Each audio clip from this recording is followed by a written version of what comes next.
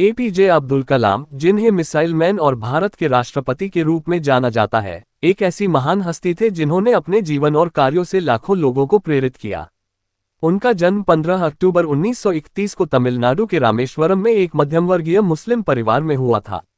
उनके पिता एक नाविक थे और माता एक गृहिणी थी। आर्थिक कठिनाइयों के बावजूद कलाम ने शिक्षा के महत्व को समझा और इसे अपने जीवन का मुख्य उद्देश्य बनाया। कलाम की शिक्षा की यात्रा साधारण नहीं थी। उन्होंने अपनी प्रारंभिक शिक्षा रामनाथपुरम के श्वार्ट्ज हाई स्कूल से की और बाद में सेंट जोसेफ कॉलेज, तिरुचिरापल्ली से भौतिक विज्ञान में स्नातक की डिग्री प्राप्त की। इसके बाद उन्होंने मद्रास इंस्टीट्यूट ऑफ टेक्नोलॉजी से एरोस्पेस इंजीनियरिंग में अध्ययन किया।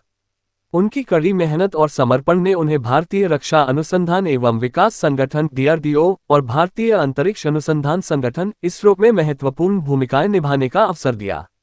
इसरो में कलाम ने भारत के पहले स्वदेशी उपग्रह प्रक्षेपण यान SLV-3 के परियोजना निदेशक के रूप में काम किया, जिसने 1980 में रोहिणी उपग्रह को पृथ्वी की कक्षा में स्थापित किया। उनकी अगुवाई में भारत ने अंतरिक्ष विज्ञान में महत्वपूर्ण प्रगति की। इसके बाद DRDO में उन्होंने कई महत्वपूर्ण मिसाइल परियोजनाओं पर काम किया, जिसमें अग्नि और पृथ्वी जैसी बैलिस्टिक मिसाइलें शामिल हैं। इन उपलब्धियों के कारण उन्हें मिसाइल मैन ऑफ इंडिया के रूप में ख्याति प्राप्त हुई। 1997 में कलाम को भारत के सर्वोच्च नागरिक सम्मान भारत रत्न से नवाजा गया। इसके बाद 2002 में वह भारत के 11वें राष्ट्रपति बने।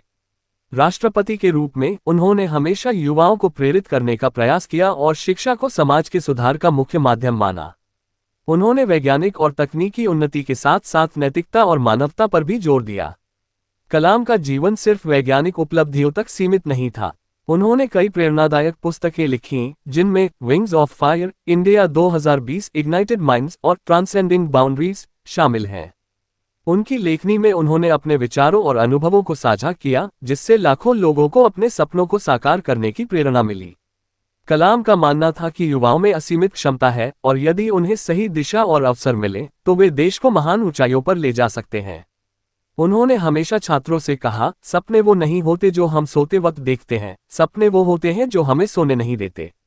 उनके शब्द और कार्य आज भी लोगों को प्रेरित करते हैं और उनका जीवन इस बात का प्रमाण है कि कठिनाइयों के बावजूद संकल्प और समर्पण से सब कुछ संभव है।